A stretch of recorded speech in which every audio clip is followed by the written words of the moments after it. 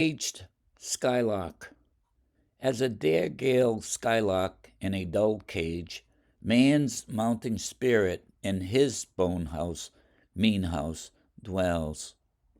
That bird, beyond the remembering his free fells, this, in drudgery, they laboring out life's age.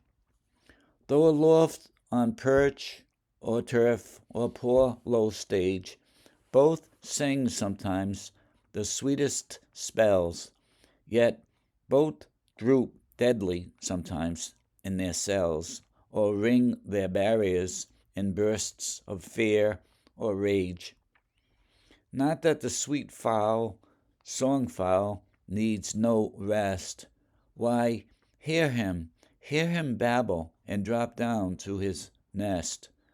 But his own nest, wild nest, no prison.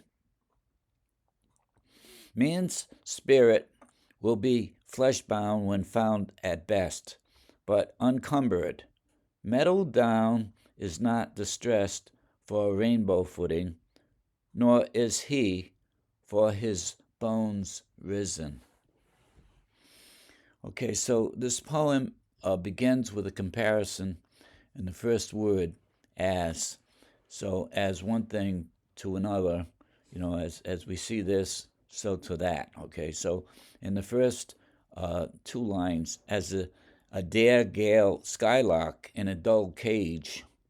Now, that would be an encaged skylark, one who is not free to soar above the clouds, but kept captive in the sense of captivity from nature.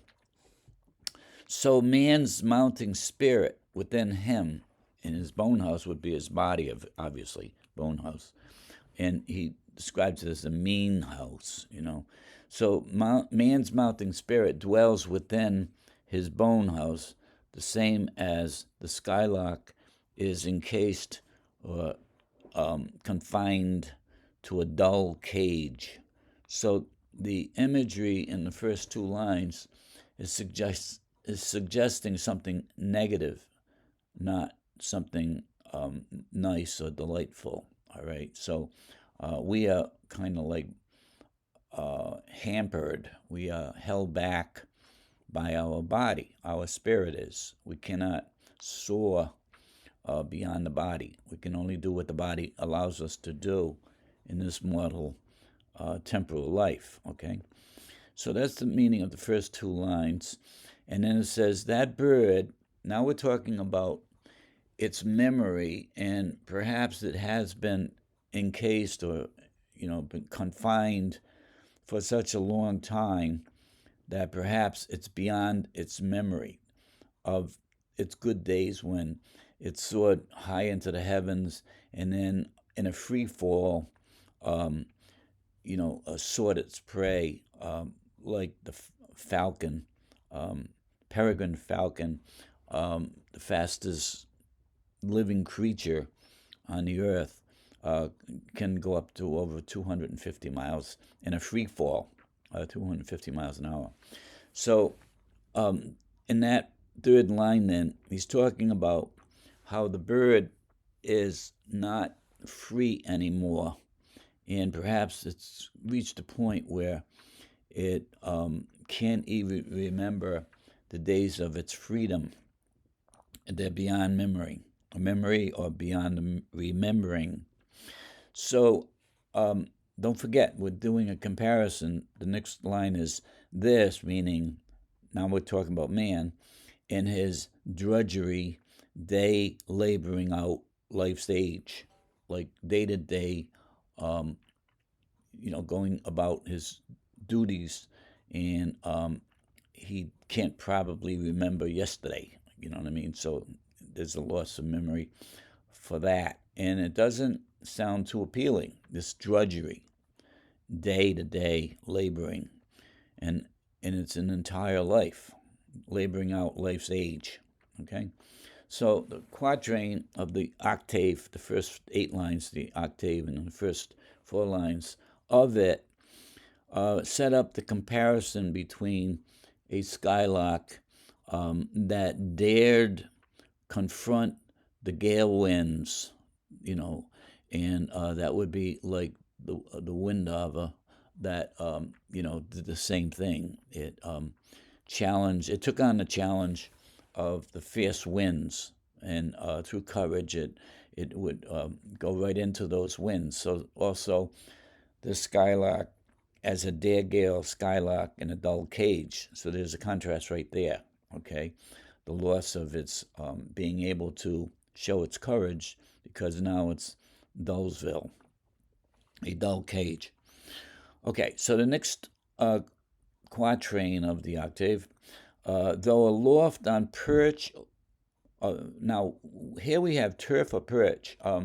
That could be the man on the ground, the turf, and the perch for the perch of the tree or any high point like a steeple of a church. Though aloft on turf or perch or poor low stage, of course that would refer to man, poor low stage on the ground, all right? But our spirits can be aloft, all right? Though aloft on turf or perch or poor low stage.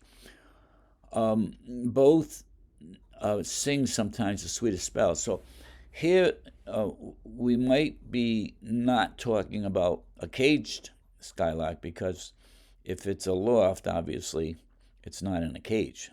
Or turf or perch or poor low stage. Both man and the bird can experience wonderful times, sweetest spells. So a spell is a short period of time, It happens and it's over. So we can experience that sometimes in life, no question. Yet, both droop deadly sometimes in their cells. In our cell, that's in our body, our spirits droop because of any kind of depression or tragedy or things not going our way. We can feel down in the dumps, blues. We have the blues, whatever. So both droop, both the bird and man can sometimes droop in their cells or ring their barriers. This is in same idea now. It's not changing to something better. It's saying, or ring their barriers in bursts of fear or rage. Okay, so ring their barriers, reach the utmost point of anxiety and depression. Like, we can't take it much longer. We're at the extreme edge of this.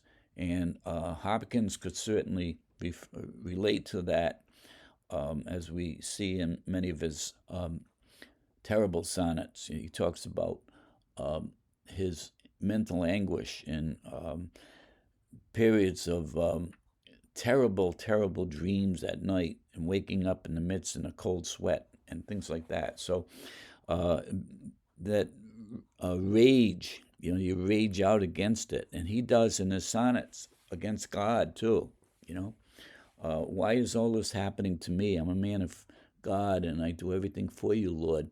You don't seem to know I exist. He says that in some of his poems. Like the dead letter zone, his prayers go to someone that lives far away but doesn't write back to him, in his prayers. So we see that he can certainly relate to what he's talking about here. And the bird too, the bird confined in a dull cage. So that's the octave. We set it up, a comparison between man and bird. Both are, dealing with their anxieties day to day, laboring out life's age, okay? The bird and man. Now, the next quatrain, tercet, 3 lines. Not that the sweet fowl, song fowl, needs no rest. So now we're talking again about maybe a free bird, that it's soaring again, and it can get exhausted, with its flights. Not that it doesn't need rest. It does need rest. See, it says, not that it needs no rest. Double negative means that it does need rest. Why, hear him babble and drop down to his nest. That reminds me of Shelley's line when he's referring to his skylark sitting down a melody of notes and beautiful music, high above, soaring above the clouds. Why, hear him babble and drop down to his nest in exhaustion, though, at the end of his journeys. But his own nest, wild nest, not a prison, okay? This is not the cage now. So even the free songbird can soar and show its delight in being alive, but yet at the end of a journey or at the end of a day, it must return to its nest, tired, drop down to its wild nest out in the wild somewhere, maybe at the top of the highest tree, but its own nest. It's not something that was made for him by someone else. In this case, a cage, okay, no prison, right? So then the last tercet of the sestet, in the sonnet, now we're talking octave sestet. Man's spirit will be flesh-bound when found at best. Okay, so that's a line that has a lot of profound meaning in it. Okay, when found at best. What does he mean by when found at best? So we're still flesh-bound, but we're not, pure spirit. We are encased within our bones and our flesh, bound by that. But within that, we have body, soul, right? Spirit. And we create through our will and our intelligence, make decisions. We live out our life creating memories, okay? But even in that regard, he says that man's spirit, not his body, his spirit will be flesh-bound when found even at its best. Now, what are those two words, at best, okay? But uncumbered, that's the key word too, uncumbered. Uncumbered means not shackled, not being restrained, not having obstacles, not being impeded by anything, even though we are in the flesh, but encumbered by that flesh, unencumbered. That's really what the word is, unencumbered, but he uses it here for the rhythm. Unencumbered. And now he sets up in the next, after the colon, he uses the colon to give an example of a comparison. All right, so that's what's going to happen after that colon, because he says, man's spirit will be flesh-bound when found at best. If you still don't know what that means, it's going to be clear in a minute. At best, when is man's spirit at its best? Okay, not in its mortal body, but in a body that is uncumbered. All right, flesh-bound, but not cumbered, unencumbered. All right, it's spirit. We're not saying when it's man's body. We're saying man's spirit will be found at its best, even when it is flesh-bound, being unencumbered. So here he's talking about the resurrection of the body, okay, at the end of when Christ reappears. And then I started to tell you, he's setting up a comparison again. This is the last comparison. He says, metal down is not distressed for a rainbow footing. So think about that. Meadow down, now that would be earth's soft soil, okay, the soft turf of a meadow is not, now the word distressed is not belabored, it is not hurt, it is not negatively affected in any adverse way by a rainbow finding its footing on its soil. So when you look at a rainbow, you know, you say, where does the rainbow end? So when you go to that spot, pot of gold, the old idea, the rainbow footing has to start somewhere, all right, on the soil. And that soil is not adversely, in a negative way, affected by the rainbow. Because A, the rainbow is something visible to the senses, and the soil also, B, is something visible to the senses. But as large as that rainbow may be, it might encompass the entire horizon from where you're standing. There's no weight. Okay, the rainbow does not have the property of weight. Okay, it's a color, of a combination of colors, that appears to be standing on its footing on the soil. Now, so that's part one, and here's the second part of the comparison.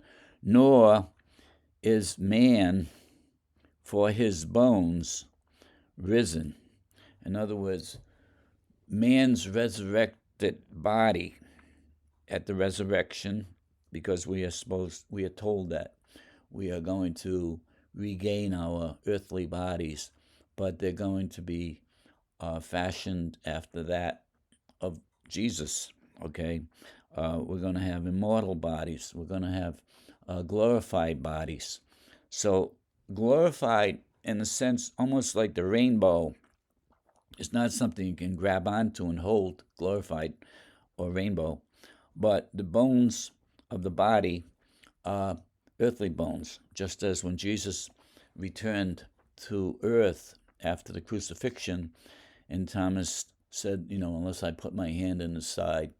And then Jesus appeared through the wall, appeared to the apostles in the inner room there. And he says, come over here, Thomas, and put your hand in my side, So that I do have a body, but it's a glorified body. And that's what that second part shows us. So we'll go back and reread that with that whole concept in mind, that he sets up a comparison in the octave and follows it through with a different slant in the sestet. So as a dare gale skylark, qualitative adjectives describing this, skylark daring to confront against the high winds, in a dull cage, man's mounting spirit in his bone house, mean house, dwells. So both of us dwell in an encased negative thing. That bird beyond the remembering his free fells, this in drudgery day, laboring out life's age. Though aloft on turf or perch or poor low stage, both sing sometimes the sweetest spells, yet both droop deadly sometimes in their cells, or ring their barriers in bursts of fear or rage. Not that the sweet fowl, song fowl, needs no rest. Why, hear him, hear his babble, and drop down to his nest. But his own nest, wild nest, no prison. Man's spirit will be flesh-bound when found at best, but uncumbered, meadow down is not distressed for a rainbow footing, nor he for his bones risen. So that last line I reversed purposely. Nor is man distressed, in the same way. All right, so I did a little analysis of this, and I'll walk through it with you here below. So first reading this poem, one of my favorite poets is Marianne Moore, and she wrote a poem, the opening line of which is, I too dislike it, and the title of the poem is Poetry. So her first line of her poem on the title Poetry is, I too dislike it. And then she clarifies her remarks, saying that we generally don't like things that we don't understand. And that's true, right? In other words, if you come across a poem and it makes absolutely no sense to you, and I'd say about 80% of the poems I read I like that because I give up with them because I just don't get it. All right, so I don't like the poem, and I'm not going to waste my time anymore with it. I do my best. All right. So one might see how this poem conforms to that criticism at first glance. That opening line. However, once the reader has some idea of what Hopkins' poetics are about, you have experience with that and reading his other poems and work through them, and how he uses vocabulary and syntax in rather strange or uncommon ways, the reader has a little more leverage in interpreting his meaning. So we have to, honestly, when I first started to read Hopkins, I did just what Marion Moore said. I totally disliked it, and I didn't go beyond the first few lines of Hopkins' works. I did not read his poems, and any ones that came along, I just glanced at them. I said, another one that I don't understand, and I didn't go beyond it. So here, one could do that, but like I spent a little time now going through a lot of his works and getting used to what he's all about in his syntax. So the first line of this poem is really confusing. It says, as a dare gale skylark scanted in a dull cage.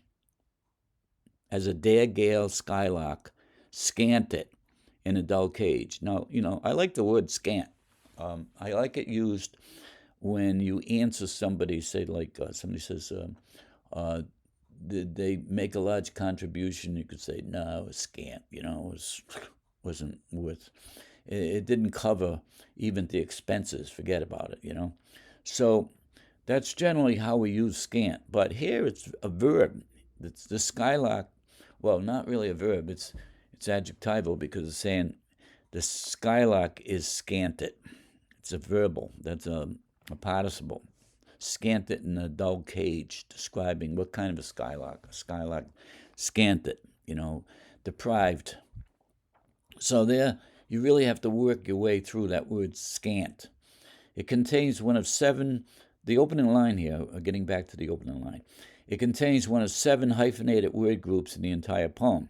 And the word scanted presents difficulty, as I just said. Scant is often associated as an adjective meaning insufficient or lacking an adequate amount, as in there was scant enthusiasm. All right, I actually looked the word up in the Oxford English Dictionary, the OED, and it had, I think, 35 meanings for it, and one of them was nautical, and but generally most of them had to do with being insufficient.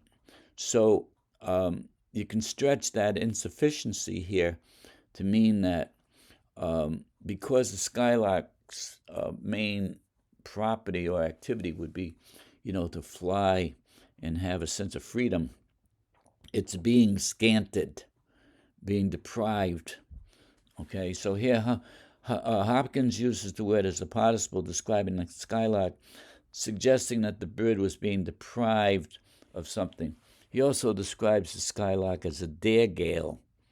All right, so you could flip right by that, pass it over, not even think about it. But if you do start, looking at it closely, the most common association with the word gale is a strong wind, which in this instance suggests that the bird bravely dared to compete against this force, the heavy winds, as the wind hover does too. Another meaning for the gale is an outburst, emotional outburst, such as the gales of laughter. So here we can make the association to an emotional burst of song, as in Shelley's Skylark, and the last three words, a rain of melody of this line. It's a burst of song that comes, and this is the way Shelley describes the skylark. And I did this before with the poem, the sea and the skylark. All right. So here is the line: from the rainbow clouds there flow not drops so bright to see, as from thy present showers a rain of melody.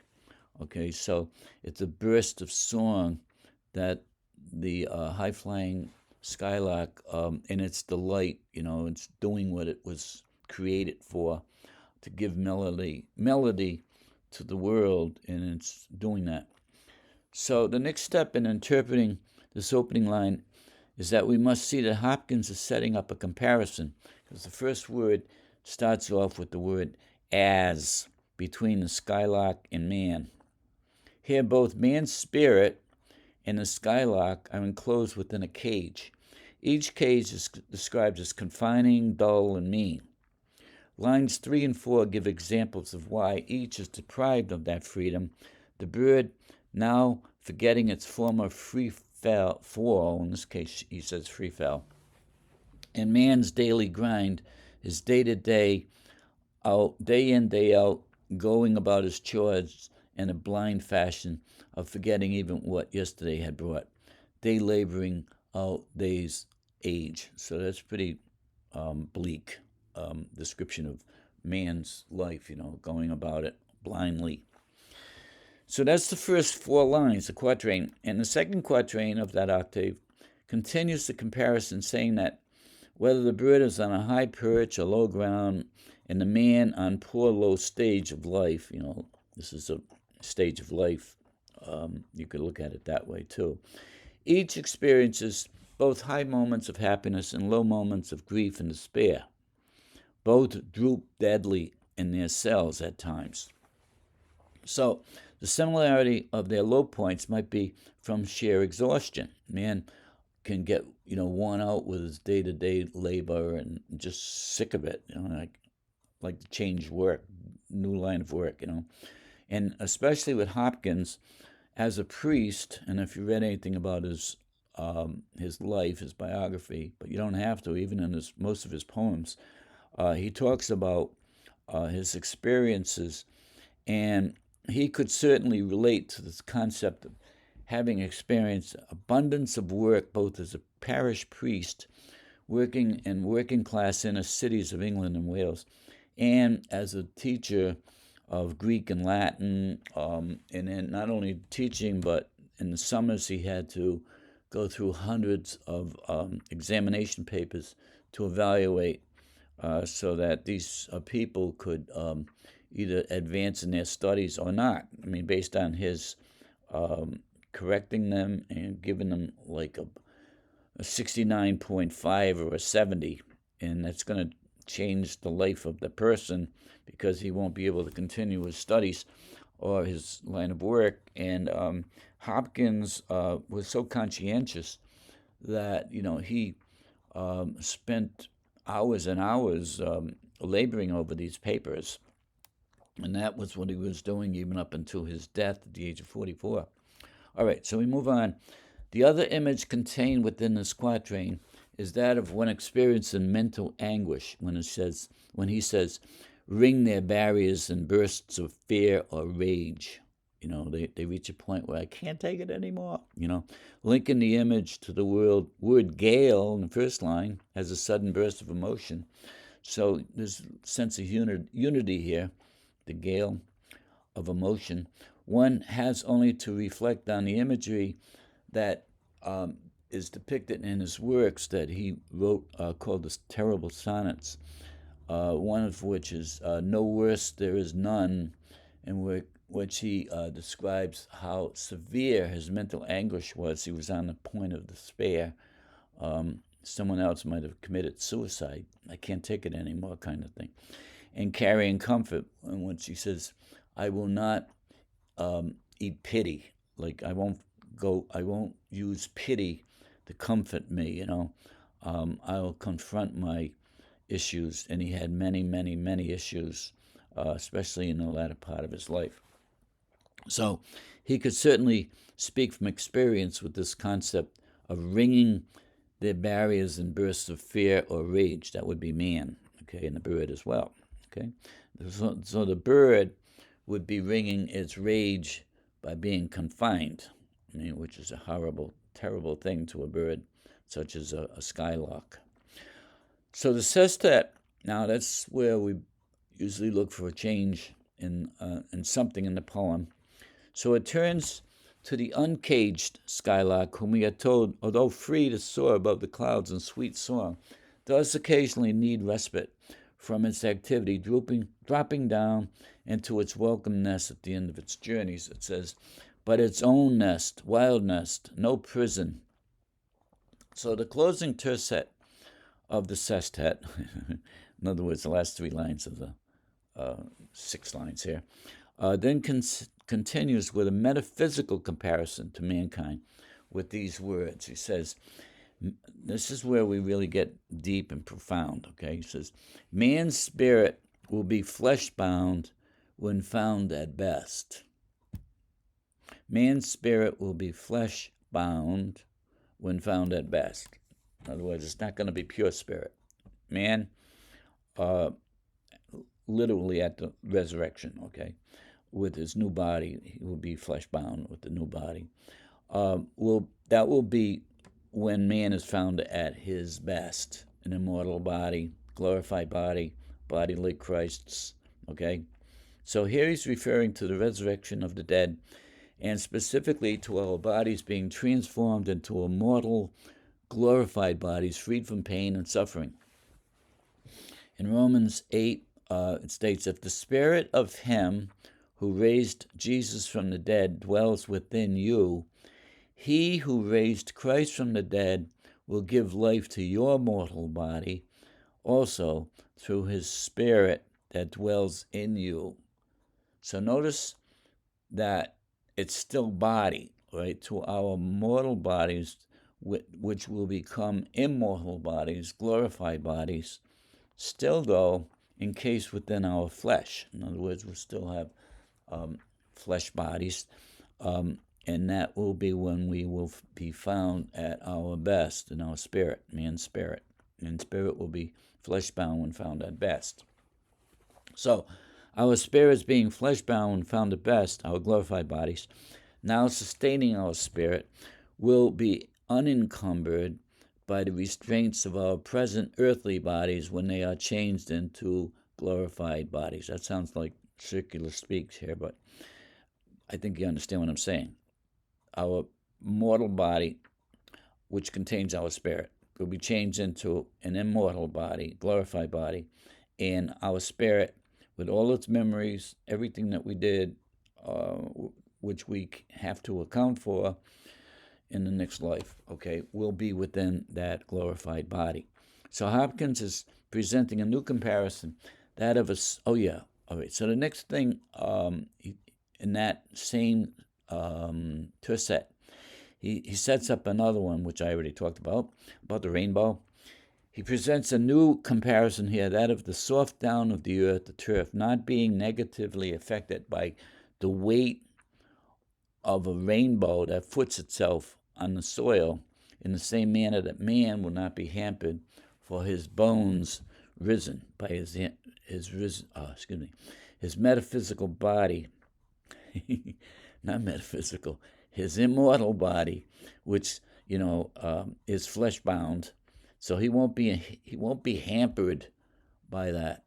Okay, so this whole concept is biblical in this regard. Okay, man. All right. And these are a few biblical references. Christ will transform our lowly bodies that it may be conformed to his glorious body. All right. For in the resurrection they neither marry nor are given in marriage, but are like angels in heaven. And we know that when he appears, we shall be like him as he is. Sorry about the barking. That was my applause from my dog at the end. Okay, so that's the end of this comparison.